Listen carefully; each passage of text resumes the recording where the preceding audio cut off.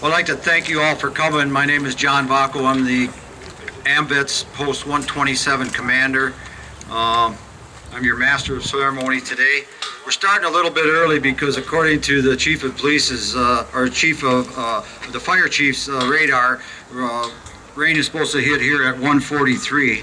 And seeing as how God's got his schedule, we got ours. So we moved ours up. We figured we were a little more flexible than he was. So we moved it up a little bit.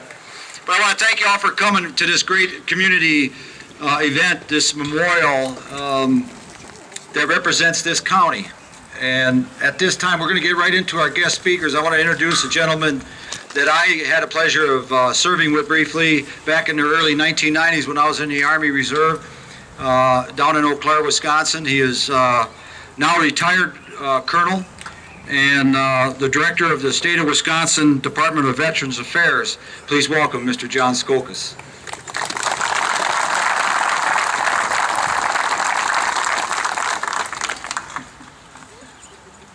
Thank you, Sergeant Major Vacco, and I also want to thank him for his service and sacrifice, and to his family's service and sacrifice. Good afternoon, ladies and gentlemen. It's an honor to be here today, and a welcome on behalf of the state of Wisconsin and Governor Scott Walker. Thank you to Dennis Wood, Colonel Curran Morgan, AMVETS Post 127, American Legion Post, the VFW Post, Representative Ed Ming. Today we dedicate this memorial to Rusk County's fallen soldiers. And this weekend throughout our nation, in ceremonies large and small, Americans are paying tribute to more than 1 million men and women who died while serving in the armed forces. Few have given more to our nation than the men and women who served in our armed forces in peace and war. While I've served in many capacities in state government and in the military and as a veteran myself, I'm extremely proud of all the American soldiers, sailors, airmen, Marines, and Coast Guardsmen who have served and continue to serve in the armed forces of our great nation.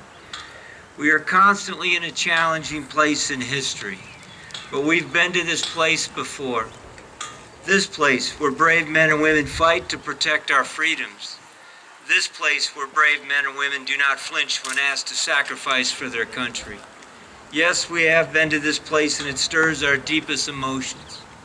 Pride, anger, hope, sadness, confusion, and love. There is no right or single answer. Some here today have served, others have family members who have gone off to war. Since the Revolutionary War, millions of men and women have served in America's military. Hundreds of thousands of those dauntless warriors died in combat, and many more were wounded. But why were veterans so willing to fight and, if need be, to die? The answer to that question is as simple yet as complex as the soul of America itself. We serve because we believe, not that war is good, but sometimes it is necessary. We serve not for the glory of war, but for the prize of freedom. The words of philosopher John Stuart Mill say it best. War is an ugly thing, but not the ugliest of things. The decayed and degraded state of moral and patriotic feeling that thinks nothing is worth war is much worse. A man who has nothing for which he's willing to fight, nothing he cares more about than his own personal safety, is a miserable creature who has no chance of being free. The heart of America is freedom, for ourselves and all nations willing to fight for it. Yes, the price is high, but freedom has a value no debt can encumber. So we choose to remember the past and honor our veterans because the payment for forgetfulness is dear sacrifice, service, duty, and many times injury and death paid by gallant, selfless men and women, and only fools would elect to forget so expensive a lesson. But what of the veterans whose lifeblood has bought the liberty of our nation? They're all different, yet share a sameness that is deeper than the uniform they wear. They are black, white, man, woman, Hispanic, Native American, Asian, Catholic, Protestant, Jewish, Greek, Buddhist, Muslim, and 100 other variations and combinations. What is most important is, regardless of race, creed, color, or gender, they are American, the very fabric of this nation, and no matter what war these men and women fought in, they fought for the same prize, the prize of freedom that we are still fighting for today. Who were these men and women who fought for the prize of freedom? It is a common tradition to honor our loved ones that have passed by keeping their memory alive through stories. Therefore, I'd like to take a few minutes to share with you different stories that have been shared with me over the last several years as a way to honor and remember our defenders of freedom. During World War II, the nurses on Corregidor stayed to tend the wounded. They knew that facing them were inevitable hardship and possible death. They would be captured, imprisoned, starved, conceivably tortured or killed. They never faltered. No one from General MacArthur down questioned their right to stay behind. They were soldiers, and that was the mission. And at the end of the war, they were freed from prison camps, and indeed, many of them had died. They were warriors and heroes, and they were also women. They not only defeated powerful military machines bent on global domination, but they also defeated evil ideas, that the masses exist to serve the privileged few, and that certain races, ethnic groups, and religions are inferior to others. We no longer fear the forces of fascism and military imperialism. This is the prize of freedom. In another war, in another decade, a new generation of men and women served. This year we continue our recognition of the 50th anniversary of Vietnam, and therefore I want to highlight a particularly moving story of heroism and bravery from this war. On May 2nd, 1968, an Army 12-man Special Forces team was inserted into the jungle west of Lac Ninh, Vietnam. They met heavy resistance from the enemy. 3 times helicopters attempted to land and bring the team out, but each time they were driven off. A staff sergeant monitoring the operation from the unit's base station volunteered to return with another helicopter and try again. He realized that all the team members were wounded or dead, so he jumped from the aircraft to assist the injured. Then the pilot was killed and his helicopter crashed. The staff sergeant called for help, and when the next aircraft arrived, the soldier carried the wounded and dead to the helicopter. He was wounded himself over 7 times, but he saved the lives of 8 men that day. His name was Roy Benavides. Every day since then, those 8 men live in a democratic and peaceful society. This is the prize of freedom. And in 1992, an Army helicopter crashed in the middle of a dense maze of shacks and shanties in Mogadishu, Somalia. A growing number of armed insurgents were closing in on the site where 4 critically wounded soldiers were trapped in the wreckage. Master Sergeant Gary Gordon and Sergeant First Class Randall Schuttgard volunteered to go to the aid of their fallen comrades. Subject to intense fire from automatic rifles and rocket-propelled grenades, they fought their way through the narrow streets to the crash site. They stayed and fought until their ammunition was exhausted.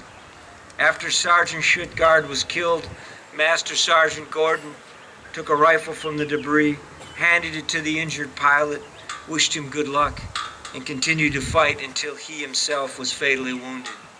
Today, security is being restored for the people of Somalia, and the economy is being rebuilt. This is the prize of freedom. In our most recent war, the war on terrorism, we sent over 1.5 million U.S. servicemen and women to Iraq and Afghanistan since 2001. About 32,000 of them have been from Wisconsin. They too sought a prize. A world free of terrorism, a democratic government for the people of Iraq. Who were the men and women who fought for that prize? On April 12, 2003, Marco Martinez, a 21-year-old corporal in the 2nd Squad of the 1st Platoon, Company G, 2nd Battalion, 5th Marines, led his comrades in a 3-hour firefight against Iraqi insurgents after his squad leader was critically wounded. Vastly outnumbered by 200 insurgents and under heavy fire, Martinez led his squad in a counterattack against terrorists waiting to ambush them. For his heroism under fire, Martinez became the first Hispanic American since the Vietnam War to earn the Navy Cross. And there was Lori Piesta, the first Native American woman in history to die in combat while serving with the U.S. military, and the first woman in the U.S. Armed Forces killed in Iraq. Only 3 days into the U.S. invasion of Iraq, Lori, 23 years old, was an Army Quartermaster Corps soldier. She was killed during the same convoy ambush during the Battle of Nasiriyah, during which Jessica Lynch, who had been her roommate at Fort Bliss, was seriously injured and captured. And there was Wisconsin Army National Guard Specialist Michelle M. Wimmer, who was killed April 9, 2004, during an attack by small arms fire on an improvised explosive device in Baghdad. She was the first Wisconsin National Guard soldier to die in combat in 60 years. The last time a National Guard member had been killed in combat was in World War II. Undoubtedly, countless others, like the brave men and women I've mentioned here, perform many unsung deeds that deserve our gratitude. These men and women have made our world safer, more democratic, more peaceful, and defeated the forces of fascism, imperialism, and terrorism. That is the prize of freedom. They won this for us. And while we cannot tell all the stories of all the men and women who have served our country, let us all remember their deeds and the deeds of those here today and that are overseas fighting at this very moment, and appreciate their sacrifices and honor the legacy of these heroes, especially those who made the ultimate sacrifice. The freedoms that every American enjoys today have been paid for at the expense of the lives of American military people, and paid for with the tears of those whose lives were changed by the loss of a loved one. We are a nation whose freedom has been guaranteed by our veterans. All of our veterans. They have shaped our lives and the life of this great nation. We must insist that every veteran have an opportunity for employment, education, and a home in which to live. We must insist that our veterans be treated with the dignity and respect they so richly deserve. If you'd please close your eyes and join me in a moment of silence to honor those who have served, those who are serving, and those who will serve one day after we're all long gone.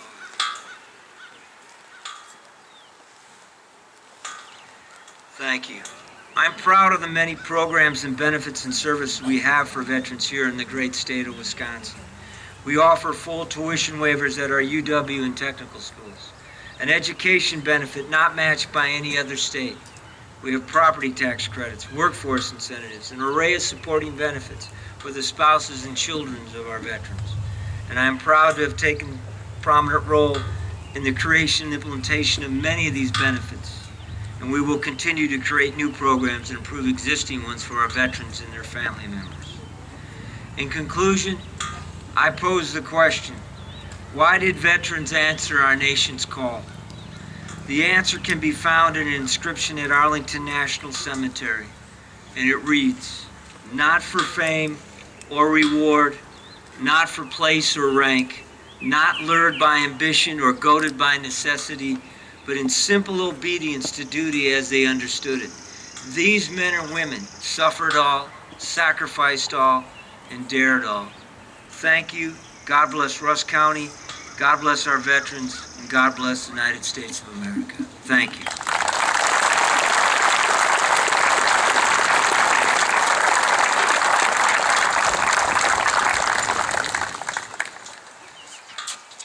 Thank you, Mr. John Scocos.